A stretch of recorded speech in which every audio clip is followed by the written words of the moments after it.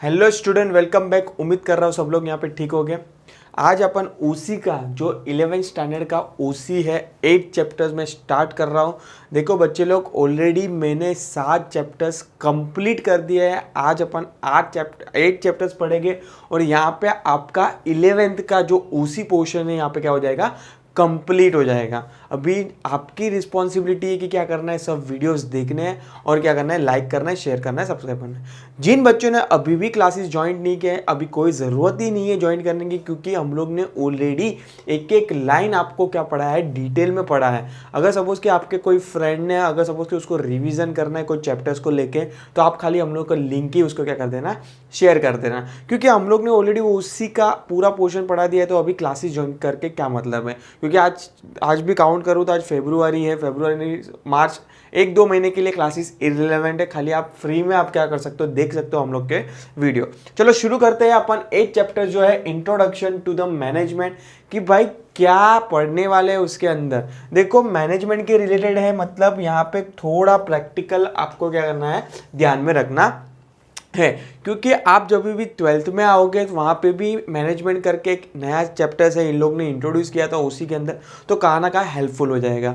ठीक है, अब भाई देखते हैं कि क्या क्या पढ़ने वाले हैं ये चैप्टर्स के अंदर। देखो अपन इंट्रोडक्शन तो पढ़ेंगे, ऑफकोर्स मीनिंग, डेफिनेशंस, ये सब तो पढ़ेंगे। उसके बाद अपन पढ़ेंगे, क्या पढ़ेंगे, characteristic of management, levels of management, कितने टाइप के मैनेजमेंट होते हैं ऑर्गेनाइजेशन के अंदर। जनरली 3 टाइप्स के मैनेजमेंट होते हैं, टॉप लेवल होता है, मिडल लेवल होता है और लोअर लेवल होता है। आज का चैप्टर्स, आज का वीडियो में स्टार्टिंग वहाँ से ही करूँगा, डिफरेंस बिटवीन से ही। ठीक है, उसके बाद पढ़ेंगे अपन management as an art, science and professional, और क्या हो जाएगा आपका चैप्टर्स वाइंडिंग अप हो जाएगा। चैप्टर्स के नज़र से देखिए तो आपका चैप्टर बहुत छोटा सा चैप्टर है, गिन के 5 से 8 पेज का ही चैप्टर है। तो अपन शुरू कर देते हैं। आज फर्स्ट चैप्टर्स का फर्स्ट पार्ट होगा, 8 चैप्टर्स का फर्स्ट पार्ट होगा, जो है मैंने तुम लोग को अभी जस्ट बोला, difference between top level, middle level और लोअर लेवल में डिफरेंस क्या है। आई होप तुम लोग को थोड़ा बेसिक नॉलेज दे देता हूँ कि देखो टॉप मैनेजमेंट वो मैनेजमेंट होता है कि जहाँ पे कंपनी के सब सीईओ, सीएफओ, डायरेक्टर्स बैठे हैं और कंपनी की जो भी पॉलिसीज बनानी है, रूल्स एंड रेगुलेशन बनाए, पूरा स्ट्रक्चर प्लान कौन बनाएगा, टॉप लेवल मैनेजमेंट वाले बनाएंगे। मिडल लेवल वाले कौन होते हैं, मिडल लेवल वाले मतलब प्रोडक्शन डिपार्टमेंट के मैनेजर, सेल डिपार्टमेंट के मैनेजर, सेल्स रिटर्न वाले के मैनेजर, मतलब सब हेड के जो टॉप पे रहेगा ना, उसको जो लीडर रहेगा ना, उसको किस में आएंगे, मिडिल लेवल मैनेजमेंट में आएंगे। और थर्ड लेवल मैनेजमेंट के अंदर कौन आएगा, नथिंग बट छोटे छोटे वर्कर, जो क्या करेंगे, इन लोग जो भी बोलेंगे उसका क्या करेगा, काम करेगा। ठीक है, चलो शुरू करते हैं। आई होप तुम लोग को बेसिक नॉलेज तो मालूम गिर गया। देखते हैं अपन अभी डिटेल में क्या लिखा है यहाँ पे। पॉइंट 1 पढ़ते हैं। पहला ही पॉइंट क्या है, meaning. Top level refers to the top position in the organization such as the board of directors, CEO and president etc. Second, a middle level refers to the middle position in the organization such as the departmental head of the functional manager such as the financial manager, production manager etc. और lower level के अंदर कौन आ जाता है अपने, refers to the lower position in the organization such as a supervisor और foreman और worker भी बोल सकते हो आप इनको। Getting my point.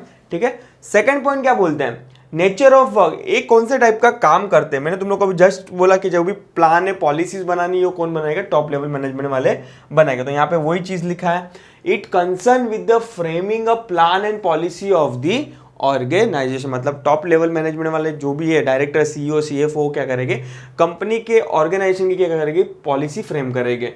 It is a concern with the implementation of policy framed by the top level management with the help of the lower level staff. Middle level management का role का क्या role है कि जो भी top level वाले management ने जो भी पॉलिसीज बनाई है उसको क्या करना है, इंप्लीमेंट करना है, एग्जीक्यूशन करना है with the help of the lower level management. और लोअर लेवल क्या है, it is a concern with the actual execution of the planning.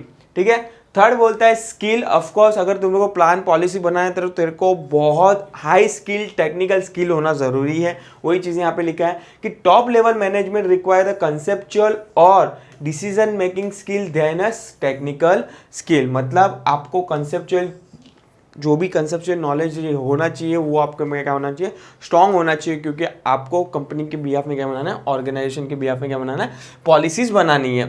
It is required a combination of the conceptual और technical skill. इसको मतलब middle level management को दोनों की skill होनी चाहिए, और लोअर लेवल में required more than technical skill than the other skill. इसको सबसे ज़्यादा, क्योंकि मशीनरी कौन हैंडल करता है, पूरा मशीन का काम कौन करता है, लोअर लेवल मैनेजमेंट होता है, इसलिए इधर क्या लिखा है, मोर टेक्निकल स्किल होनी चाहिए देन द अदर स्किल। मतलब इधर कंसेप्चुअल स्किल नहीं रहेगी तो भी चलेगा। नेक्स्ट पॉइंट क्या बोलता है अपना, fourth, promotion policy. At a top level promotion is given on the merit. मतलब यहाँ पे प्रमोशन कौन से बेसिस पे देगी, ऑन द मेरिट। मतलब जितना अच्छा काम करेगा, जितना फायदा ऑर्गेनाइजेशन को तो पहुंचाएगा, उतना ज़्यादा तेरे को क्या मिलेगा, प्रमोशन मिलेगा। यहाँ पे क्या लिखा है, at this level promotion is based on the merit as well as seniority basis. मतलब जितना तू कंपनी ऑर्गेनाइजेशन के अंदर जितना पुराना होते जाएगा, मतलब 5, 10 साल, 15 साल, उतना बेसिस पे तेरे को क्या मिलेगा, प्रमोशन मिलेगा। और यहाँ पे क्या लिखा है, at this level for a promotion seniority is prefer. मतलब यहाँ पे बेस्ड होगा, क्या होगा, तेरा प्रमोशन के बेस पे सीनियोरिटी होगा। जितना तू पुराना एम्प्लॉइज रहेगा उतना ज़्यादा तेरे को सैलरी मिलेगी, प्रमोशन मिलेगा। फिफ्थ बोलता है time frame.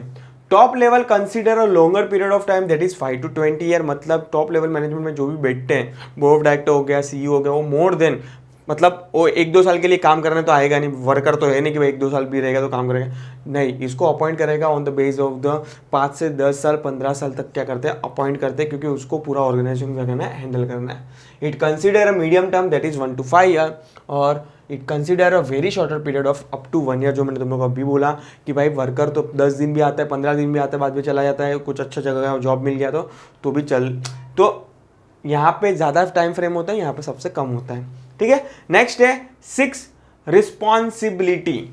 Top level management is responsible to share holder, government and society. मतलब जो भी काम करने के लिए उसको बिठाया है, मतलब यहाँ पे अगर टॉप लेवल मैनेजमेंट वाले को किस किस को रिस्पॉन्सिबल, मतलब सर रिस्पॉन्सिबल मतलब किस किस को जवाब देना है, तो इसको किसको जवाब देना है, शेयर होल्डर मतलब ओनर को जवाब देना है, गवर्नमेंट एंड सोसाइटी को क्या करना है, जवाब देना है। इसको किसको जवाब देना रहेगा, ये अपने टॉप लेवल मैनेजमेंट को क्या करेगा, जवाब देगा, आंसर देगा। It is a responsible to the top level management, और ये दोनों को क्या करेगा, रिस्पॉन्सिबल होगा। इधर लिखा है it is a responsible to the medium and top level management. Next आता है 7th point, flow of order and instruction are pass to the middle level. मतलब ये जो भी इंस्ट्रक्शन बनाएगा वो किसको पास करेगा, मिडल लेवल किसको पास करेगा, लोअर लेवल, और लोअर लेवल किसको पास नहीं करेगा, वो क्या करेगा, इंप्लीमेंट करेगा वो प्लान को, और क्या करेगा, जवाब देगा मिडल लेवल मैनेजमेंट को। यहाँ पे वही चीज लिखे है, order and instruction are pass to the lower level management and report of the work is submitted to the top level management. जो भी काम निकाल के आया है वो किसको देना है, टॉप लेवल मैनेजमेंट को देना है। यहाँ पे क्या लिखा है, implementation is done as per the order and reports are submitted to the middle level management. ठीक है, तो ये हो जाएगा आपका basic difference between top level, middle level और लोअर लेवल। चलो नेक्स्ट अपन पढ़ते हैं अभी इसके अंदर कि भाई क्या मीनिंग होता है, डेफिनेशंस होता है। आई होप तुम लोग को बेसिक स्ट्रक्चर्स तो मालूम हो गया रहेगा कि मैं क्या बोलना चाहता था टॉप लेवल, मिडल लेवल और लोअर लेवल के बाद। चलो स्टार्ट करते हैं मीनिंग के साथ अपन। इंट्रोडक्शंस, मैनेजमेंट क्या होता है भाई, मैनेजमेंट तो मतलब यही होता है कि कंपनी ऑर्गेनाइजेशन क्या करना है, मैनेजमेंट करना is nothing but management. Management is a key word today in order to in our day-to-day life. Many times we come up across this word with a different meaning. The common objective of our families are to fulfill the need and desire of all the family members in satisfactory way. For achieving this object, every month the head of the family keep a continuous attention in a marketing balance between their total expected expenditure, saving for safety and security of the whole family and their earning. If they are not able to make a proper plan for these objectives and application accordingly, definitely it will affect on all the family member negatively. मतलब एक यहाँ पे एक छोटा सा example दिया है कि अपन सपोज कि अपने पापा अपनी मम्मी को पैसा देते हैं, फॉर एग्जाम्पल 10,000 देते हैं घर चलाने के लिए पर मंथ, और कहाँ ना कहाँ अगर सपोज कि 10,000 से ज़्यादा खर्चा हो रहा है तो खाली मम्मी पापा सफ़र नहीं करते, उसके रीजन से, उसके अफेक्ट से दूसरे फैमिली मेंबर को भी क्या करना पड़ता है, सेक्रीफाइसेस करने पड़ते हैं। तो आपको प्रॉपर क्या करना है, प्लान करते रहना है। जो भी अमाउंट्स दिया है, जो भी रिसोर्सेज दिया है, मैं ऑर्गेनाइजेशन की बात कर रहा हूँ यहाँ पे, अगर सपोज कि आपको जो भी फंड दिया है या तो फिर रिसोर्सेज दिया है या तो फिर फिजिकल रिसोर्सेज की बात करूं या तो फाइनेंशियल रिसोर्सेज की बात करूं, उसका क्या करना है, इफेक्टिवली यूज करना है, अदरवाइज ऑर्गेनाइजेशन को क्या करना पड़ेगा, सफर करना पड़ेगा. For balancing these things effectively, they are using a various techniques and methods such as the budget, classification of need, arrangement of the resources, proper decision and review at the end of the month, etc. Along with all the family member, whatever efforts they are taking to achieve their objectives is called as a management. Similarly, we can observe all such aspects in every business organization. Management is an ancient activity since the earliest stage of the evolution of mankind, that is living at a specific places in a group to conduct the activity like cultivation, fishing, hunting, etc. We could be observed that existing of management. In short, whenever there is a group of activity, management is required. The importance of management has been underlined in all the civilization. मतलब कोई भी अगर suppose के 5 से 10 जन काम कर रहे हैं ग्रुप के अंदर, वहाँ पे मैनेजमेंट होना ज़रूरी है. क्योंकि अगर सपोज कुछ मैनेजमेंट ही नहीं है तो एक ही बंदा 2 काम कर रहा है, मतलब जो काम करना चाहिए वो तो काम कोई कर ही नहीं रहा है, मतलब एक ही काम 2-2 बार कोई क्या कर रहा है, रिपीट कर रहा है. कहाँ ना कहाँ क्या होगा, टाइम कंज्यूमिंग होगा, नथिंग बट ह्यूमन के जो भी ह्यूमन रिसोर्सेज होगा उसका प्रॉपर यूटिलाइजेशन नहीं होगा, जो ऑब्जेक्टिव सेट किए रहेंगे ऑर्गेनाइजेशन वो अचीव होंगे नहीं. Management is a dispensable in the all the organization, whether it is a business firm, a government, hospitals, a college और club etcetera. Management is a creative force which help in the optimum utilization of resources. मैं तुम लोगों को just बोला कि भाई management का main purpose यही होता है कि जो भी रिसोर्सेज है किसके पास, ऑर्गेनाइजेशन के पास, उसका क्या करना है, मैक्सिमम यूटिलाइजेशन करना है. मीनिंग देखते हैं इसका. The English word manage come from the Italian word maneggiare. आपको ऑब्जेक्टिव्स में ध्यान रखना है कि पहला इटालियन वर्ड में मैनेजर्स का मतलब क्या हुआ है, मैनेज हुआ है, मतलब उसका मतलब होता है हैंडल, स्पेशली टूल्स और horses, which derive from the Latin word Manas which means hand और eager which means to act.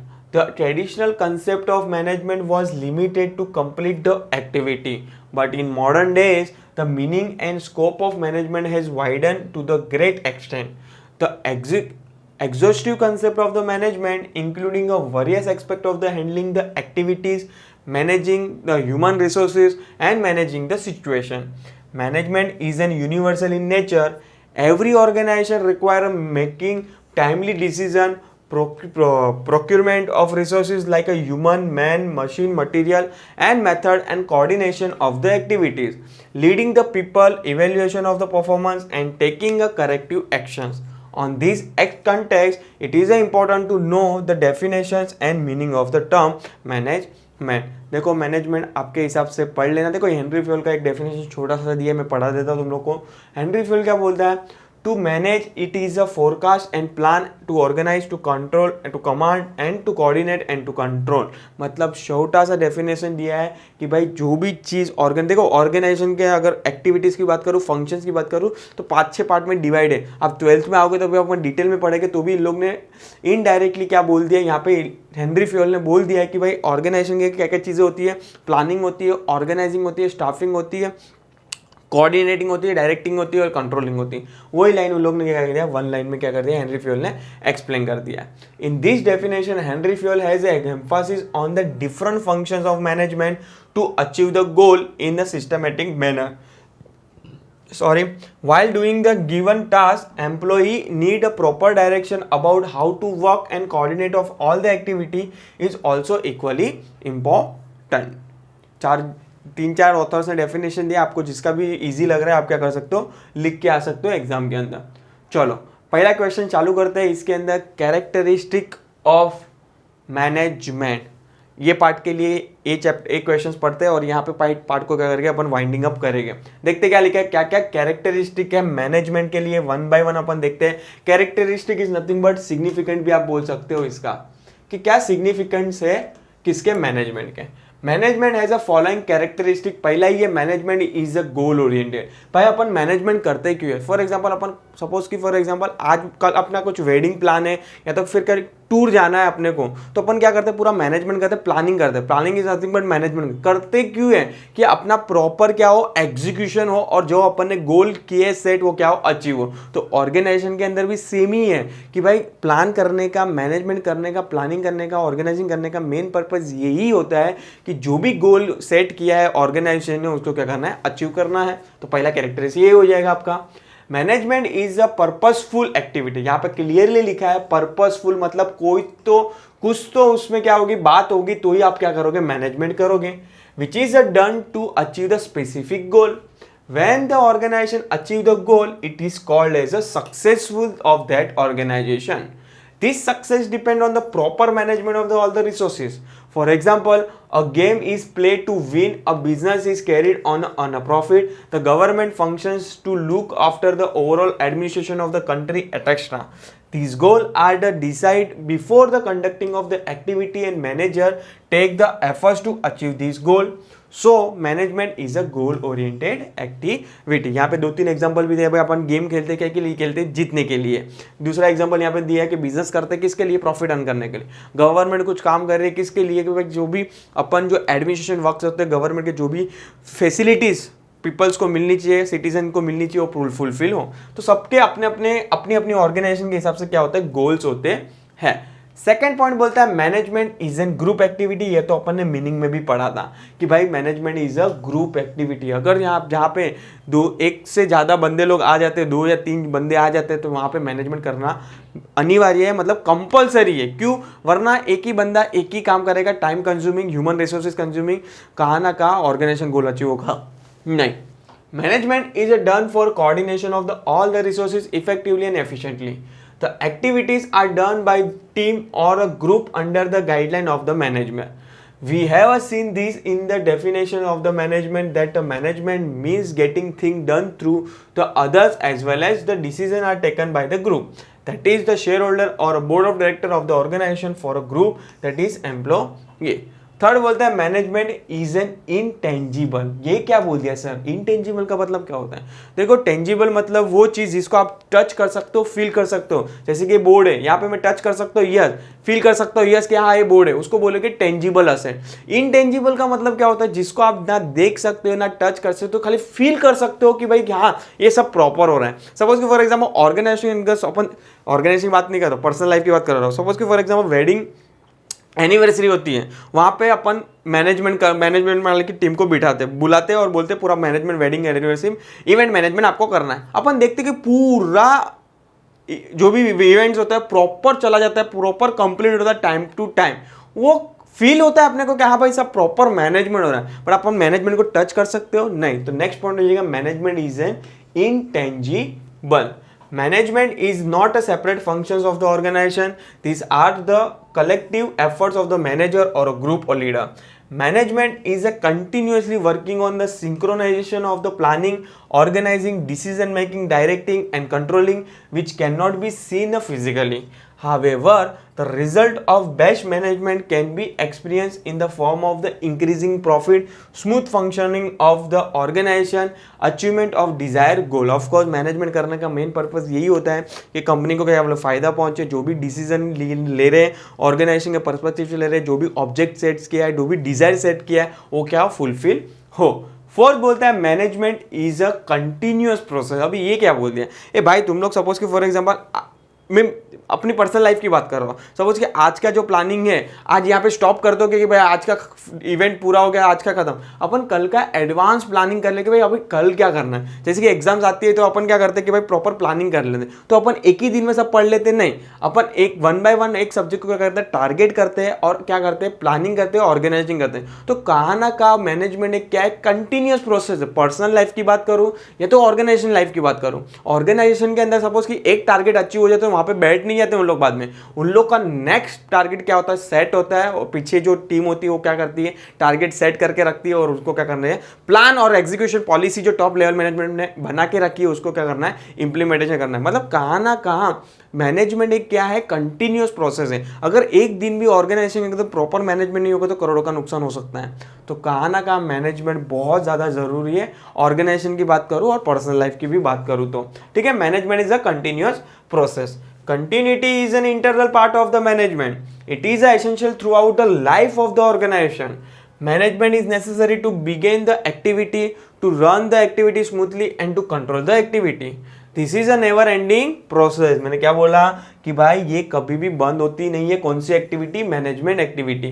Just like a breath is essential to survive, management is essential for the survival of the organise. जिंदा रहने के लिए सांस की जरूरत है. यहाँ पे जस्ट लाइक एग्जाम्पल लिखा है, वैसे ही ऑर्गेनाइजेशन के लिए मैनेजमेंट बहुत ज्यादा जरूरी है. नेक्स्ट फिफ्थ पॉइंट बोलता है मैनेजमेंट इज सिचुएशनल. मतलब सर ये क्या बोले भाई, अपन मैनेजमेंट प्लान वैसे ही करेंगे जैसे सिचुएशन होगी.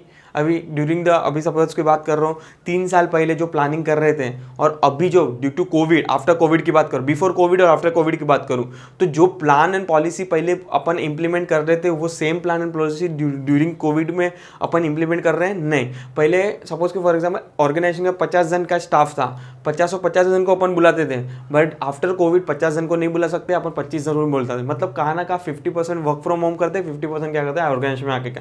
तो ये सब क्या है, आपको जो भी प्लान करना है, मैनेजमेंट करना है, अकॉर्डिंग टू द सिचुएशन करना है. तो नेक्स्ट पॉइंट हो जाएगा आपका management is a situational.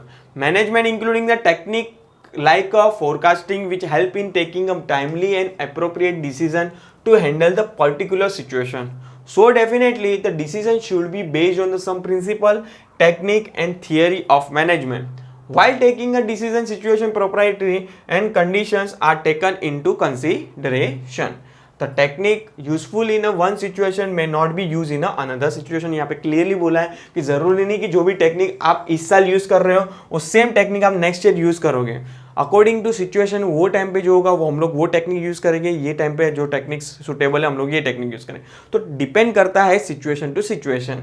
6 point बोलते हैं मैनेजमेंट इज अ यूनिवर्सल. मतलब क्या इंडिया में मैनेजमेंट एप्लीकेबल है तो क्या फॉरेन में मैनेजमेंट नहीं करोगे तो भी चलेगा, ऑर्गेनाइजेशन रन करेंगे? नहीं, पूरा क्या बोला है, मैनेजमेंट इज एप्लीकेबल यूनिवर्सली. मतलब सब जगह हर कोने में क्या है, मैनेजमेंट करके क्या है आपको फंडा क्या करना है, इंप्लीमेंट करना है. Management is a universal in character. The principle and theory of management are equally applicable to everywhere and in every field such as defense, government administration, business, professional, education, hospital, politics and social activity and even a family functioning. These principles are guidelines which are flexible and capable of adaptation to every type of organization where the efforts of the human resources are to be coordinated. मतलब आपको policies techniques इतनी smoothly run करना है, बनाना है कि भाई human, जो भी ह्यूमन, अनएजुकेटेड भी ह्यूमन हो उसको क्या करे, वो पॉलिसी समझे. और 7th पॉइंट बोलता है last point, management is dynamic. मतलब आपके जो भी चेंजेस करने हैं आप क्या कर सकते हो, इजीली कर सकते हो, वैसा मैनेजमेंट होना चाहिए आपके ऑर्गेनाइजेशन के अंदर. Management is a dynamic and not static. मतलब नॉट स्टैटिक का मतलब रिजिड नहीं होना चाहिए कि भाई ये बना दिया तो यही इंप्लीमेंट होगा, उसका ऑल्टरनेट इंप्लीमेंट नहीं होगा, आपको यही फॉलो करना पड़े, ये चलेगा नहीं. आपके मैनेजमेंट जो भी प्लान्स बनाए, पॉलिसीज बनाई, वो क्या होनी चाहिए, डायनामिक होनी चाहिए. सिचुएशन के हिसाब से क्या होना चाहिए, मॉडिफाई कर सकते हो, चेंज कर सकते हो आप. It deal with the human efforts, different situation and different activities.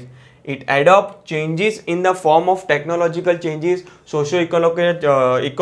economical changes, political changes, environmental changes, change at an international level and change in the business pattern, etc. To achieve the goal.